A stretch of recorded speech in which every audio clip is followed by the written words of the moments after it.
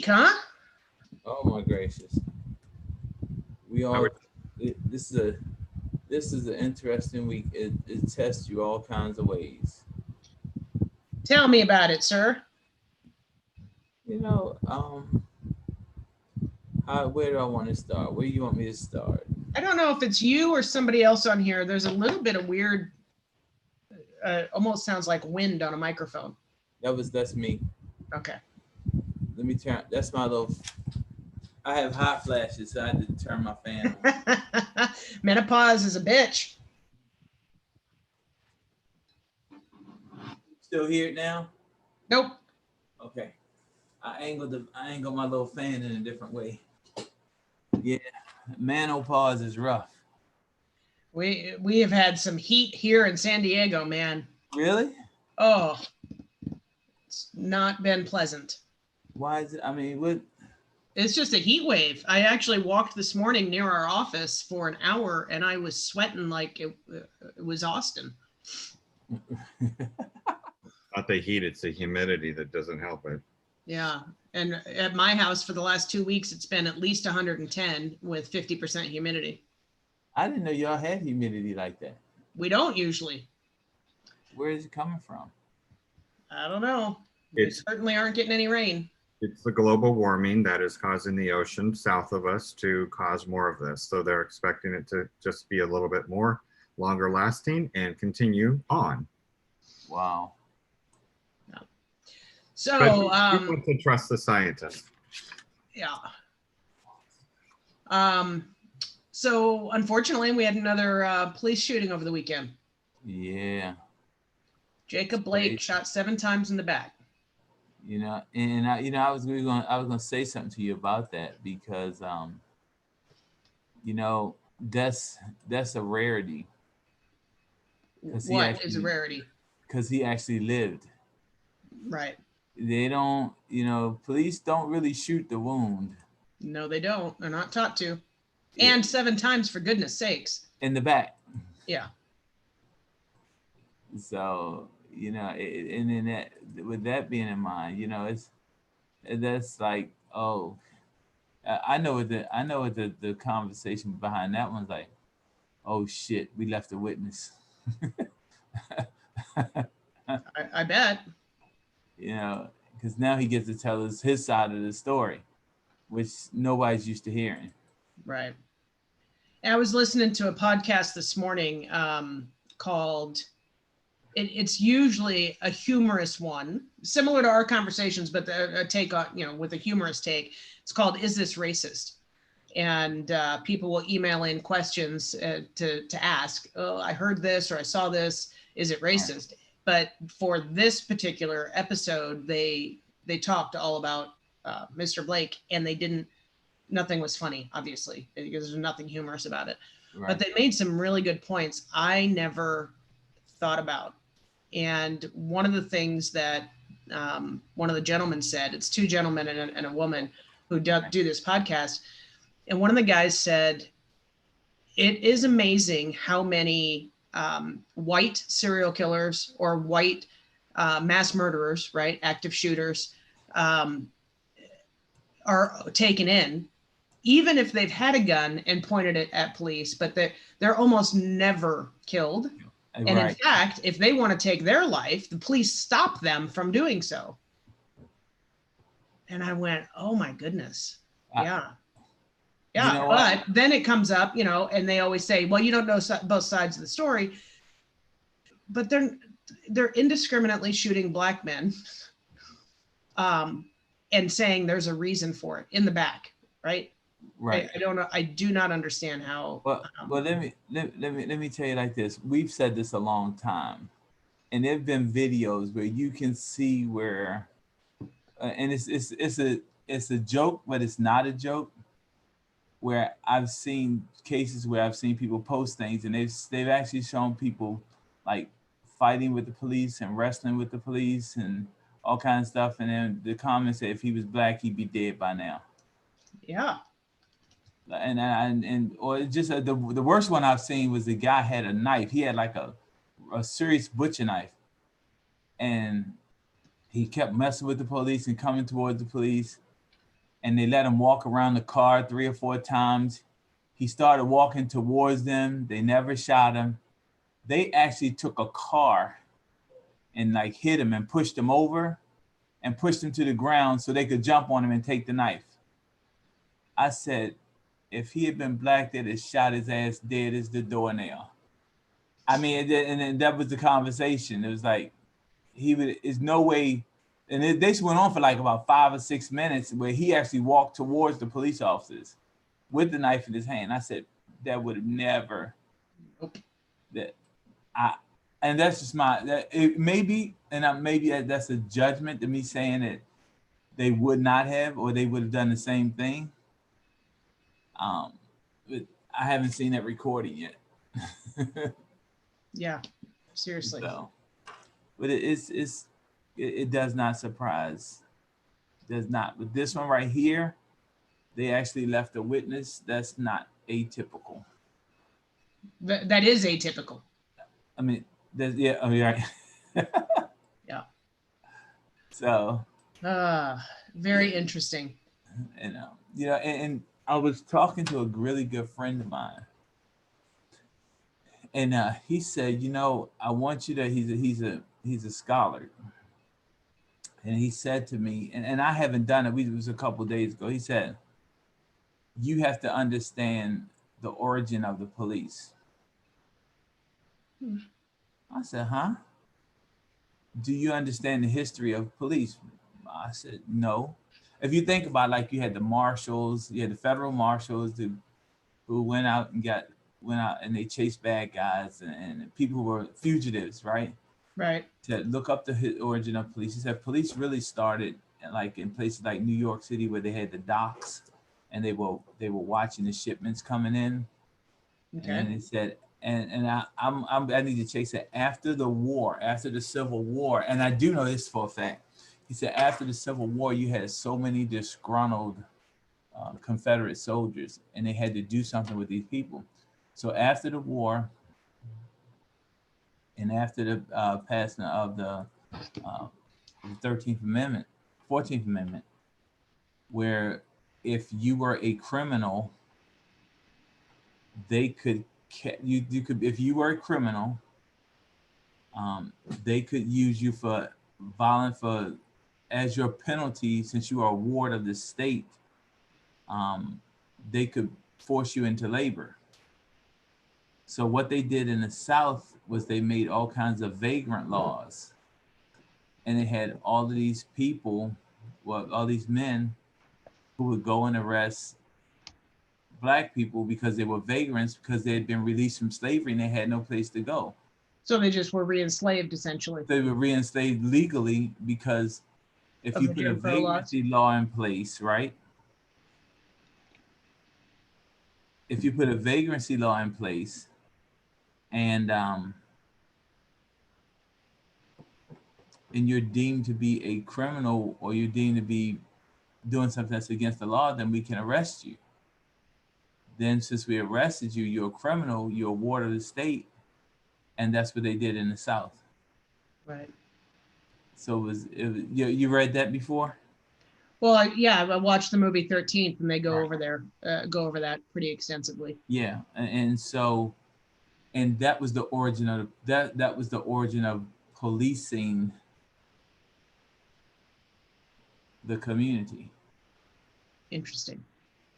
And then as there is spread, and so when he said that, I was like, he said, and if you really want to know why the police have always had a target on Black men.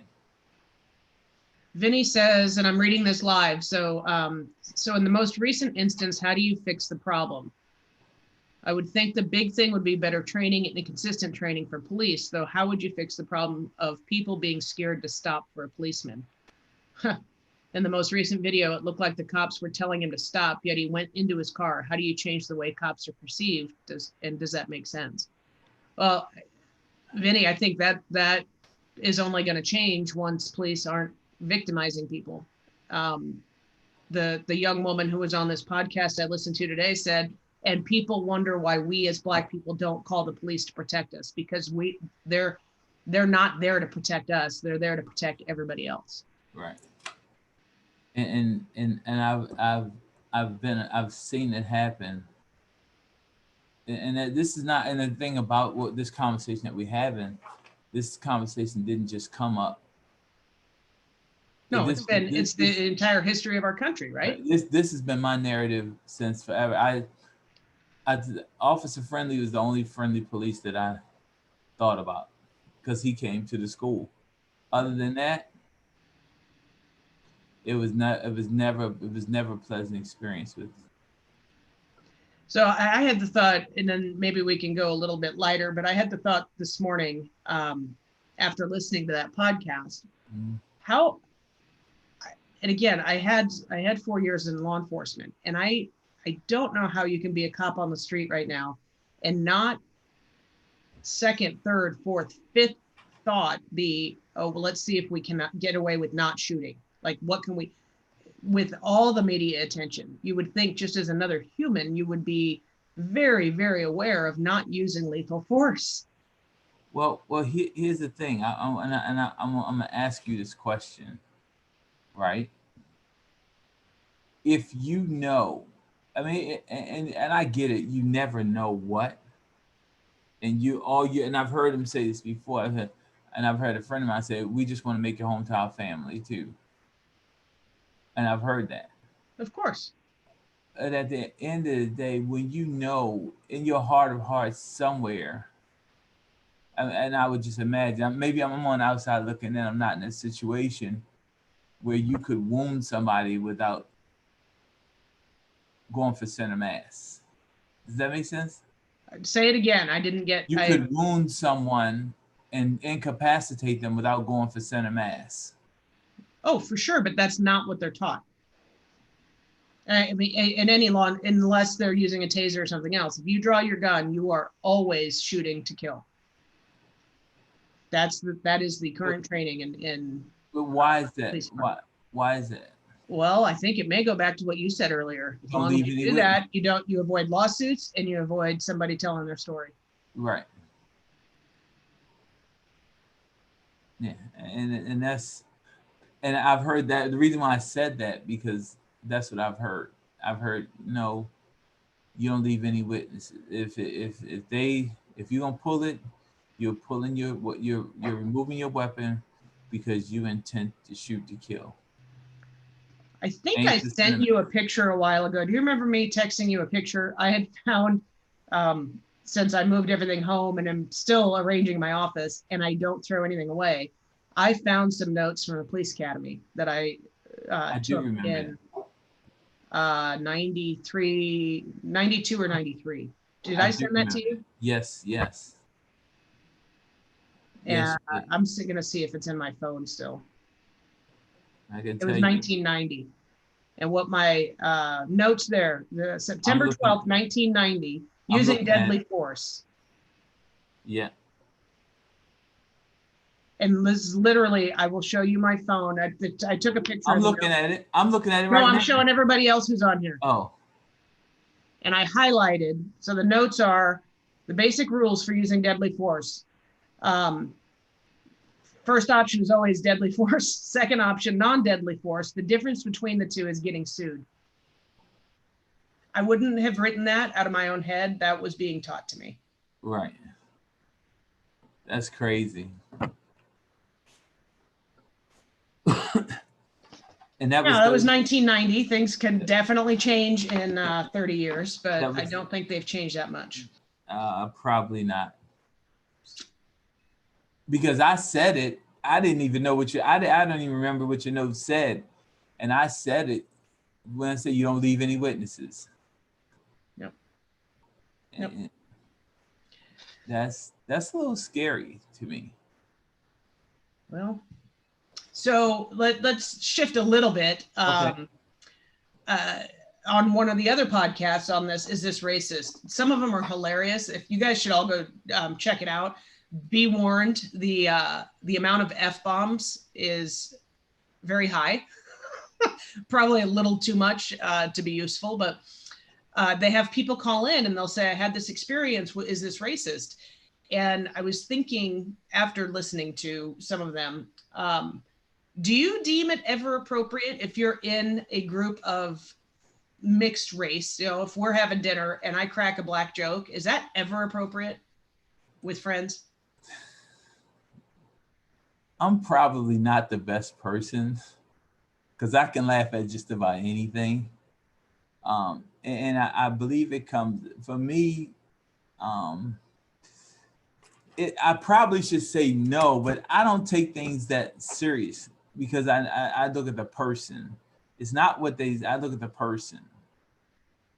Like, and you can have all kinds of people telling all kinds of jokes in a circle. And I've had people I've had people tell jokes and they tell it and they all skip the black joke, right? No matter what happens, they skip the black. I said, so tell me the black joke. What do you mean tell you black joke? Tell me the black joke. I know it's one. Just tell me what it is so I can hear it and let's see if it matches up with the rest of them I've heard. It doesn't bother me. It just doesn't. It doesn't. Is it different though if it's people that you know well and you feel safe with? On my walk this morning, I was talking to a friend and she said she was at dinner last weekend and her and her husband were the white couple. There were two white couples. Then there was a Jewish couple and an Indian from India couple. Right. And the Indian made a Jewish joke about how tight they were and he probably wasn't going to pick up the check. And she said, I was so uncomfortable because I don't know if that's okay. And I said, well, are you guys close friends or was it casual acquaintance? Did anybody else seem offended? And she said, no. So it's interesting to try to figure out where that line is, where you can just josh with somebody or not. You gotta know when it's joshing and when there's malicious intent behind it. That I think is the difference. It's just two different things. Like, And Vinny says maybe it matters how good the joke is. Yeah it does. Because I've been around some of my white friends and they've said some stuff like they just crack some jokes like, Emerick, how high can you jump? It's just stuff like this. I'm like, no, the question is how low can you jump? And we just laugh about it, just stuff like that. It just is. I think sometimes we take things too serious. Yeah. That's like the other day, one week we were here. And what's his I'm trying to think of his name. Oh my gracious. He said I'm just an old queen. Robert. He said I think I'm not sure who said it. No, that was Brian Garrity. Sorry. It was Brian. That was Brian. He was saying that was Brian. And I looked at Robert, I said, that wasn't Robert. No, Robert's daddy. I forgot. Hillcrest daddy. Sorry. Yeah, and it was talking about I'm just an old queen. And it was just like, okay, I mean, that's just it didn't bother. I don't think it bothered anybody else, but he said it and it just is. Well, when it's about ourselves, that's different, right? That's not placing something on you. But I mean, but sometimes you get people who even get sensitive when people joke about themselves. I mean, sometimes we just take it, too seriously. Yeah, we just do. So continuing that line of thought, is it ever appropriate for a non-Black person to use the N-word, even in jest? Really, I have challenges. I have challenges using it any kind of way. I do. I've used it challenge using it any kind of way. And if I ever use it, it's just a scathing, anyway, I have a way that I use it. You don't use it in fun. If it comes out, it's derogatory. I mean, and I'm going to say this, right? And it's an internal way because we're open and I'm being transparent. And then, and this is an internal thing. I've said it, and some people say I'm too comfortable right now, but I said, people always talk about this, and then I said, sometimes I said, see, you have Black people, and then you have, and this is me saying this, you have Black people, and then you have niggers. They're two different people. They're two different people. Okay, explain that to me. The way that word was derived was in a derogatory sense of the way it's in that space is a derogatory term that people who do things that are less than and crazy, right? So what I would think, and Robert and I have joked about this for years.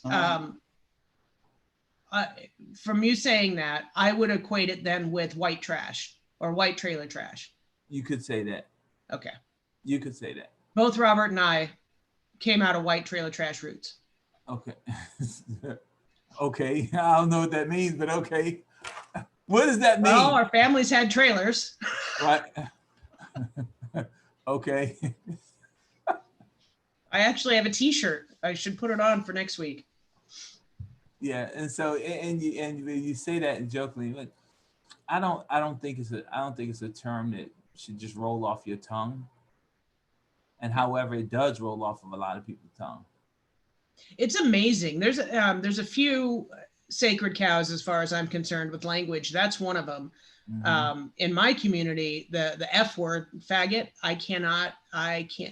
that strikes me as bad as the N word when it's used, even within the community. Right. But then there's other terms that we've, just accepted. And I used to say, again, in my 20s, when I was pretty militant, I would say, I'm going to embrace the word so it takes the power away from it. Right. Yeah, and so sometimes that's a term of endearment. Sometimes it's kind of weird, how you can just use the word and just repurpose it. But only within the Black community, right? Yeah. Yes. Because it's in that it's a word that's used in the close circles, and it's a term of it can be a term of endearment. I know it sounds weird, but outside of that community, you can't say it. And even outside of that group, you can't say it. Right. But inside that group of that close friends, they say it. But then if you say it, then you're not saying it with the same endearment because you don't have that same relationship. That makes sense. Which makes sense. It could seem kind of odd because people who don't understand, they just see the word as the word. And we can think of other words that when we say it in one context, it means one thing. And when we use it in another context, it's the same word, but it has a totally different meaning. And then you can relate to that because and we can relate to that. Like when Robert said, I'm just an old queen. And then if I were to say, you old queen, it could be, it could be totally different. Yeah. So don't we take power away from it being bad if we just embrace it and say, and what's your point? Yeah. I mean, you could any word in any culture, in any subset of every culture. Right. You could do that, but I believe that the N word has so much power. And the difference in the N word having so much power is because the structure that created that word was at a hierarchy where the word was used as an oppressive word, right? So educate, please. Where did it come from? It came from a white society. It wasn't an internal embrace. It wasn't an internal word, and that would be a good origin of it. But it came as a derogatory term for Negro. No. See, now you know what, Robert? I'm going to the infinite source of all information. Google? Yes. Yeah, it had to come from somewhere. And actually, I don't have a problem with faggot. Yeah, I think we all just have different sensitivities. Well, I mean, maybe I did, but now I just embrace it as a badge of honor for me. And that's how I accept it. Well, and that's what I say. Within the community, I would, if I heard it in our office in jest and people joking around, wouldn't bother me. But it seems to be the one that is used against our community the most. And so that one triggers me. even those that if they're not in the community and they say, I mean, because come on, I live in Hillcrest, and through the 80s and 90s, you'd hear, pickup trucks running down University Avenue yelling that word. Yep. Why pick on the pickup trucks? It's not always pickup trucks. Could be Usually, Prius. they were from East County. Sorry, East County, La Mesa, El Cajon, Campo, Lakeside. Where I'm sitting. They just said it's an offensive word that's been used since at least before the Civil War. Dictionaries have noted it for more than 150 years.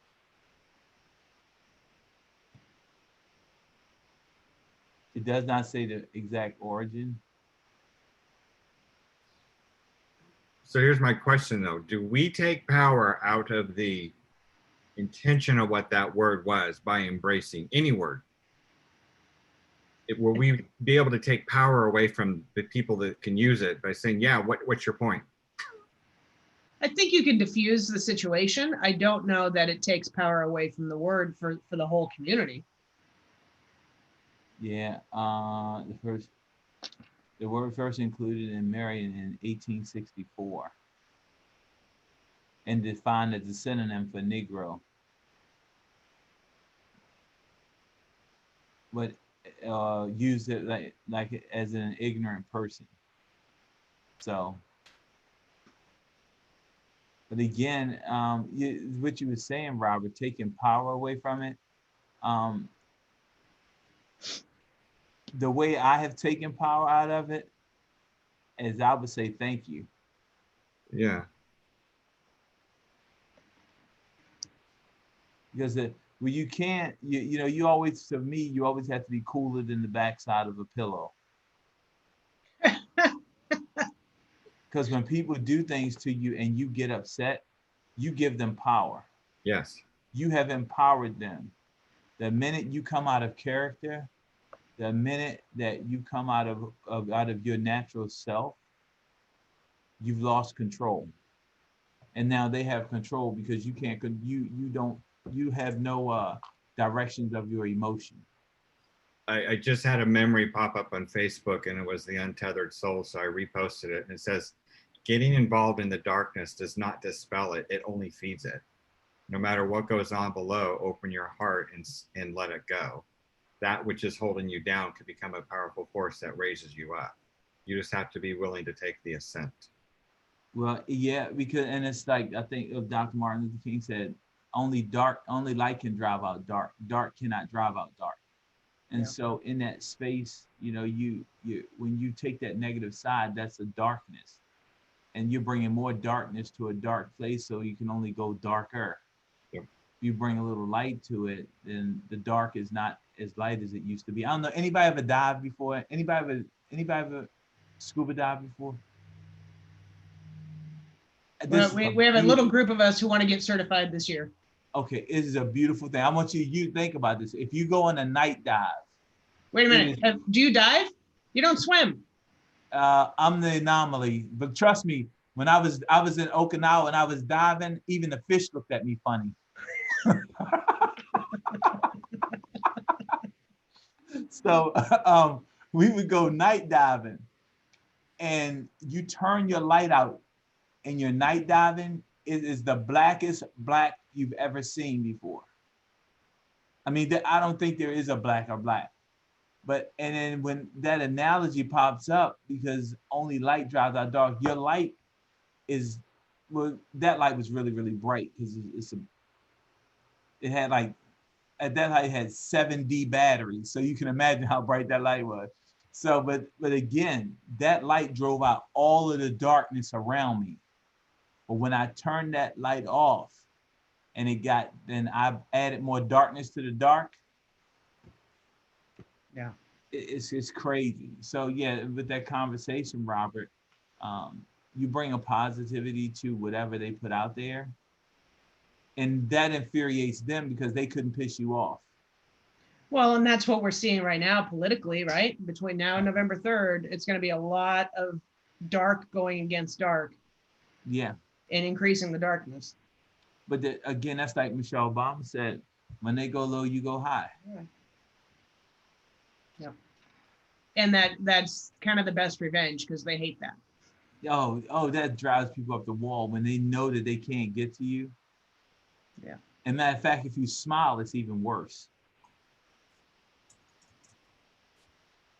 When you smile, it's even worse. So, but I think we have to just figure out a way to, and no matter what, you got to figure out a way to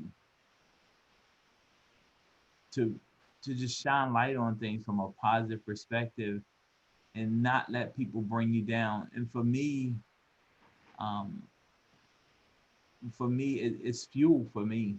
Yeah. It's actually fuel for me because the way I think of things is, I'm glad you think so highly of me.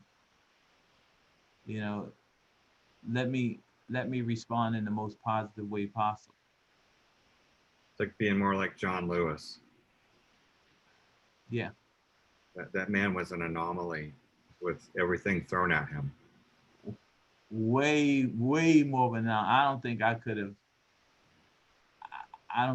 held my composure to that degree. I just don't. I just don't. And it's just kind of interesting. How do you even get to that place where you can bring yourself to? I guess when you're looking at the big picture and your big picture focus, then you're that big picture focus. It doesn't matter what else is going on around you. Your end goal is your end goal.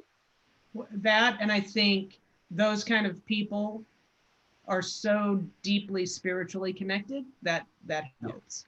Yeah. I'm not that spiritually connected. It's a process. It's the big picture focus that's going to get us out of this, because if you look, when we went through NLP, when you're doing negotiation, you chunk up and chunk down. Chunking up is finding out where the commonality is. Right now, we're so chunked down and we're tribal because of that. The only way we'll get out of this is to chunk up and figure out what we all want for humanity. And it's all the same thing. It's just a different way to arrive at a different route. That's funny. I was reading the chat between Chuck and with Drew and Rob. That was just funny. It still does happen in Hillcrest. That people go there to harass gay people. To harass people. Yep. Well, and that's the sad part about it. That's the sad part about it, because I mean we can have the black and white conversation, but it's really, yeah, that is the, I'm gonna say this, that may be the origin of the hate, but it just transcends into all of the people that don't do what you do or look like you look. Well, I was having a conversation with another friend about the difference between racism and homophobia and tribalism. And our country has gone so tribal, and not in the good way, right? Not like the book Tribes, I got to find my tribe, but in the sense that let's distance ourselves from people that are in any way different because there somehow must be a threat. And that's just creating such a massive divide instead of, like Robert just said, going towards commonality. We have way more in common than we have different. And yet if we focus on those differences, we make everybody who doesn't share our similarities the enemy. And that's the whole conversation about dark. That's the whole conversation about dark. The commonalities are the light. Yeah. And the differences are the darkness. And people, it's almost like people embrace the darkness. For those who are in those spaces, and it does not matter what you're talking about. Again, it comes back to people like water, air, and electricity. They take the path of least resistance. Yeah. And so, the easy way out is the easiest way out is a commonality, but that doesn't empower people. Does that make sense? That doesn't give them the illusion of that they have power. And I think that's another part of the conversation, is that people are looking for power or the advantage or something that makes them feel good. And unfortunately, making other people feel bad makes people feel good. It's kind of like you're a kid. You know, you picked on the kid that was different. That's just the way that we are and the way that we have been, unfortunately. And energy attracts like energy, right? And then it just Mm-hmm. snowballs. So either way, if you study the map of consciousness and how energy vibrates, Right. it doesn't take near as many positive folks to change the vibration. It only takes one or two. Actually, I just read something that said 1 out of 10. If you've got one person in 10 who's willing to go towards the light side, they'll pull those other 9 with them. Mm-hmm. Because you know, at the core of us, people are genuinely good. I believe that too. At the And we core, all want the same thing. We all want to belong. We all want to feel safe. We all want to feel understood and we want to look good and be right, right? and look good and be right. Make me feel important, right? And yet anything that I'm programmed to believe threatens that. Right. Yeah. It's That- so that- interesting. That was interesting what you said about tribalism, right? Because you know, tribalism and the mob mentality, I think they go hand in hand. And when you think about the mob mentality, usually it's the mob mentality from a negative perspective.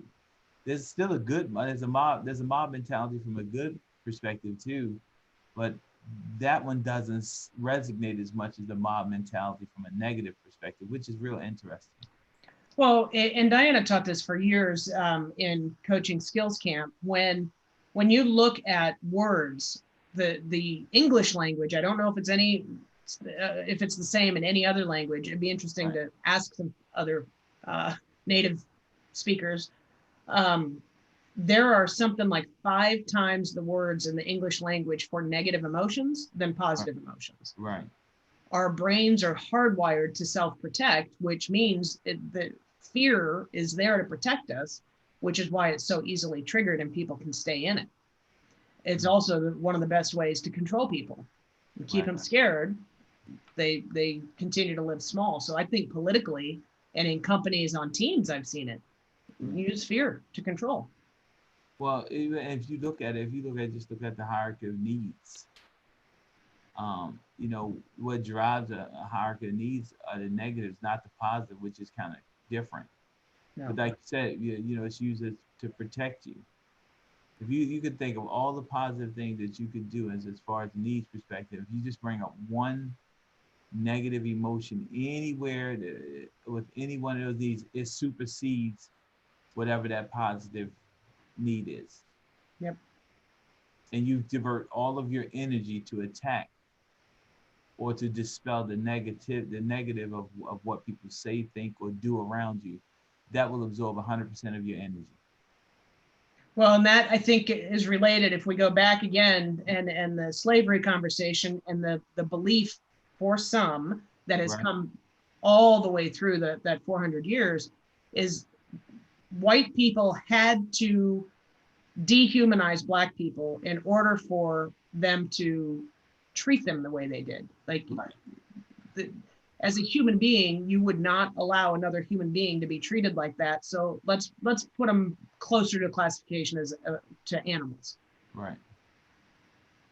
Which is really, well, I should say different. But if you took a look at it, and this is a conversation that goes on that intellectuals have had in the Black community. And I think we talked about this a little last week. If you want to talk about the highest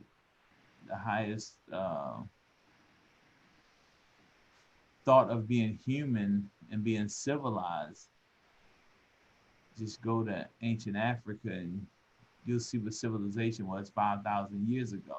Right. And this was a conversation that was had. It said, and I said, I think I mentioned this before, and say, we'll go to Europe and find 5,000 years of civilization. You can't find it. I thought it's like, and I never. Well, and when you said that, and then I thought, well, even think, back to the Norse times. Those Europeans were violent people in comparison to the Africans that actually had civilization. Right. I mean, it's been since the beginning of time. Is the Conan the what? Barbarian.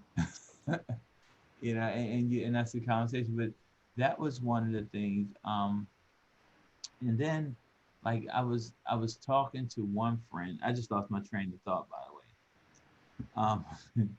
And we were talking about this ancient civilization. And if you said, I'm gonna come to your town and I'm gonna take everything that you have and that everything that you know about yourself, and I'm gonna discredit everything that you know about yourself. In fact, I'm gonna take you out of your town and teach you a new language and a new land, and I'm gonna teach you the way that I want you to know. From a psychic perspective, the conversation is, what does that do to you over years and years and years? And so now you try to put things in the context in that way. And I've had this conversation with people too. It's like, and this is a deep conversation. Let me ask you a question. You ready, Ashley? We're gonna do a test here, Ashley. Okay. Where's your family from? Extended families from Iowa. Okay. Where's your family from? Before they went multiple generations from the Midwest, and then past that, if we're talking countries of origin, Germany and Sweden. Okay. So you know that, and somebody told you that. Yep. And you learned that about your family. Now ask me the same thing. Where's your family from, Emerick? Virginia and North Carolina. I mean, no, really, where are they from? That's what you get, right? Yeah. And so if you don't know where you came from, a lot of times you don't know where you're going. If you have no connection to your past, the future is rough. Just from a subconscious state, right? Because you don't know, you're always, whatever your brain don't know, it will look for the answer. And that's an answer that I could really, truly never find. I could find to a certain degree from a genealogy study, so I can get. Well, only recently though, right? We did 23andMe, that was part of our Christmas, and I was actually very surprised. Because yes, we get the family stories, but you know, there's things happen that families don't talk about. Right. All the time. But and the thing about it, at least, and this is what's the conversation that I've had with people all the time.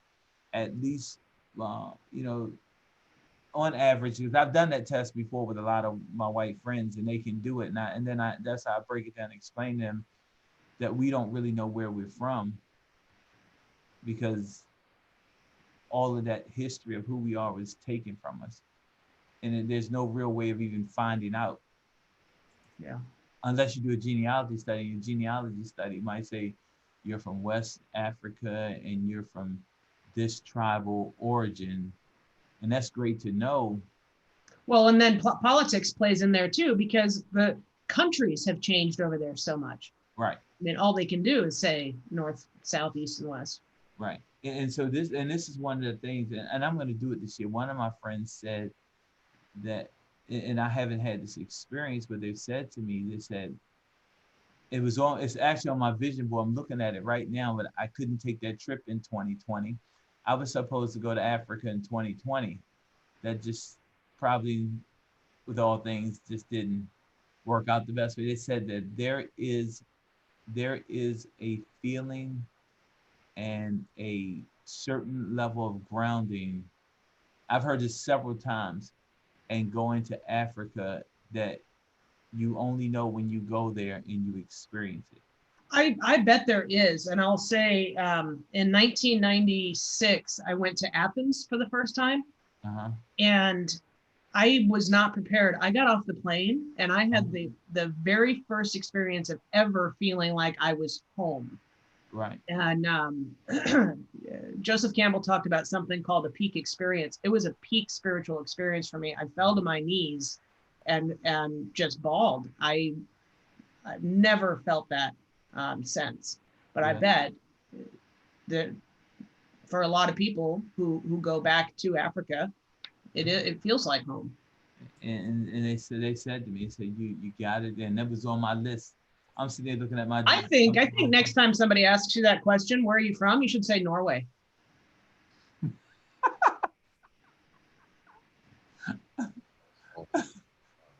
That's it.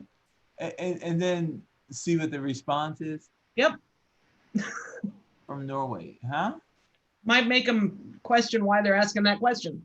All right. I'm from Norway. So yeah, but it's when in having these kinds of conversations, and it might be something that maybe all of us should take a look at.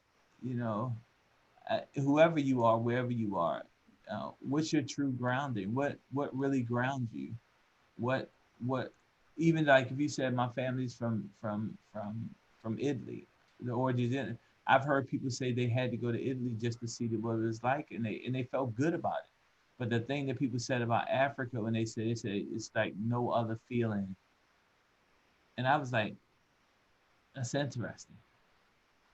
And but again, if you had to take a look at it from that space of being in this country, and feeling as though you don't belong, even though you know you belong,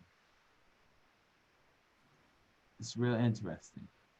It's Well, really. I'll admit right now there are times when I feel that alienation. What? Tell me about that. What do you mean when you say you feel that alienation? And again, this is probably just because of the outgrowth of the last 12 years of politics, because we've been so much more fractured and divided. There are people that I come in contact with, whether they're friends or family or Right. just acquaintances, that I go, God, do I really belong here? I mean, it's just different. When in a moment or a time of crisis, people have revealed themselves, right? Right. And sometimes when I'm not prepared for that revelation, I go, oof. We were watching The Politician the other night. I don't know. I think Robert might have told me to watch The Politician. If you haven't seen it, it's hilarious. It's very, very good. And Gwyneth Paltrow plays a character who's running for office in California. And part of her platform is getting California to secede from the Union. Okay. And it's so pertinent right now. I went, oh yeah, because most of the country thinks we're way too liberal, right? Okay. Yes. And that's where I choose to be. And yet where I live and my family tends to be way more conservative than that. So I just go, do I really belong here? Well, and again, I think that's that whole thing of tribal. It could now. I'm asking, does that come back to tribalism? For sure. And then I have to self-check and go, wait a minute, but I'm here to be the light, right? And to shine the light. So okay. I have to get past my limited thinking and find a space where we can all be okay. But certainly it leads to the tribalism. Because my initial is, I'm just going to distance myself from those people even more. But then that just accentuates the problem. And so, and that, you know what, but in that thing of tribalism, I'm running into we're going through something right now in our market center, right? Our market center has a really interesting dynamic because, I mean, we have all kinds of folks here in our market center. When I say all kinds, I mean all kinds. Like you say, like I said, our market center is 98% Black, right? Yep. And I'm just saying, as America sees us as Black, that Black includes the African diaspora, whether it be from Cameroon, Nigeria, South Very Africa. different cultures. It's just different cultures. So when you look, if you're on the outside, if you're white, you say they're all Black people. No. Yeah. we're different Black people from different cultures, and we do things differently. Although in America they throw all Black people in the same bin and bucket, we're different people, and that's one of the things where in our market center, well, we are about to start a international committee. We're starting an international committee because not only we have Middle Eastern, we have Black, we have white, we have Hispanic. In that Black, we have we got five or six different African countries, right? And then if we go to Hispanic, we got um, I just thought Peruvian, Ecuadorian. So we got, and so you can't just throw people in a bucket and say, hey, you're Hispanic, or hey, you're from Africa, or that. And I got to say this, Emerick, that seems so obvious to me, but I know for most people it's not. right. It's just like saying, you're all white people. I mean, the cultures, because of location, are Right. totally different. And religion. You probably have some Muslim Asian, yeah, as well yeah. as Christian, Absolutely. as well as, atheist or agnostic. Right. And so in that, what we had was, we just said we're going to start an international committee, just because we clearly understand that we have to do a better job at embracing all, because the diaspora is just from everywhere. It's just one. Well, so here, this is actually good timing for today. We haven't done that yet, and maybe it's something we should look at doing. Today at our office meeting, I'm interviewing 4 of our agents who are Middle Eastern, but from all different countries. So, and that's been important. We've had a couple of these interviews, and the Iranian versus the Iraqi history and take and culture is completely different. Right. And again, as white people, we just look at everybody through the same lens, and that it's not recognizing the uniqueness that comes with each of the cultures. And it's the same thing if the same thing in Asia. But and again, Middle Eastern is what? What? Where is Iraq? What continent? What continent? Asia. Well, Asia. I mean, yeah. You get what I'm saying? Yeah. So if you say Asian, what does that mean? Is it Asian or Middle Eastern, or what is it? Yeah. What is it? Is it Chinese, Asian, Middle Eastern? What is it? And so we typically we group people in places where we probably should not be grouping. Because I said Middle Eastern, right? Yep. But the truth is, they're what? If you by the way, that can also include in some people's minds Egypt. So now we're in Africa. But that's false, though. It's all false. Yeah. Middle Eastern, there's no actual boundary. No, there's no. I thought you said Middle Eastern. Some people don't believe that Egypt is in Africa. They don't even understand it. They don't. School reform. So hence you had the conversation of the international committee, because it's a matter of respecting where people are from, and all people, no matter who, what, when, where, and how. Yeah. Because it takes all of us to make the soup. Les McGee, he brought up, I remember I was in his class and he's talked about this guy, he was a band leader, and he talked about the soup that he made, and everybody loved this soup. And so they would make the soup, and then he would start making the soup, and people would come in and say, "Can I taste it?" He said, "It's not soup yet." Or even though all the ingredients were in the pot, it's not soup yet. So it had to cook for a certain amount of time. Think about this. When you're making soup, soup is not soup until you cook it for maybe a couple of hours, and all of the flavors meld together with the seasoning, and then you taste it, and it tastes the way that you want it to taste, and then it becomes the soup. And what makes it the soup is that all of the ingredients that are inside of that pot, when they meld together to give the flavor that you desire, then it becomes the soup. Now, if you take one of those ingredients, if you take that one ingredient, if you take a potato, if you take the potato out, do you still have the same soup? No. If you add the potato, is it a soup? No, it does. Potato does not become a part of the soup until the flavors meld together. And that's interesting. I like that because we've said forever, right? This country is a melting pot. We're simmering now. We're not there. It's not soup yet. Not soup yet. We haven't blended together in a harmonious way to create a special flavor. We're still our own individual carrot, potato, pea, beef. Yeah. We're still in our own individual. Excuse me, we're all in our own individual space. Now, where I find that to be really interesting is in the military, right? Because you can take all of the ingredients of the soup and you can send us to one place at one time. Within 6 weeks, we become soup.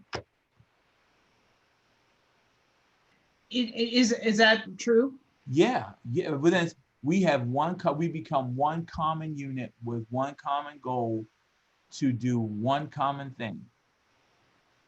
By the time we leave basic training, we all come from different places with different attributes, right?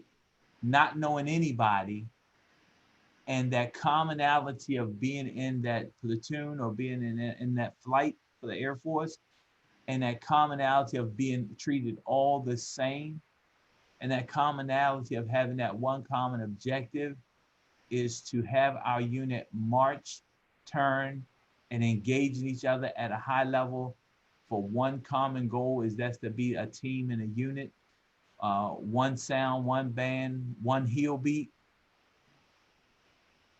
Yeah. And it happens in 6 weeks. Yeah. That's like if you really think about that, that's mind-boggling as opposed to us in the country. And it's not the cure-all. Yes, you're all synchronized, but we know racism still exists in the military. Yes. Tribalism exists in the military. So absolutely. We're closer, but still imperfect. Right, because you understand that the common bond is that you have a common goal. Yeah. And what forces that tribalism to come out is not that of the group, it's that of informal leaders inside the group. With their biases. With their mindset, encourage other people to do other things. Yeah. So all right. Do you remember my story about the tail, right? Yep, I thought about that earlier. Yeah. You know, you think about that. And that was a kid that had never ever seen a black person. By the end of those 6 weeks, I still remember his name. I still remember what he looked like. That was the bond that formed over that 6 weeks. Yeah. Which is amazing. Yes, it is. We definitely need to get clear, I think, as a country and in our communities, what our common goal is. Right. Instead of, again, the differences. All right, sir. Yes. A fantastic week. Lights out. Yeah, I put these two 32-inch monitors on my desk. Nice. Now I can't see any. Now the lights definitely don't see. It didn't see me before. Now it dwarfs me. But however, I love being able to divide my screen into like 2 screens into 8 or 9 screens. It's beautiful. All right. That's what I need, more distraction. Squirrel. Yeah. All right. Love you, man. All right, Dan, love you, babe.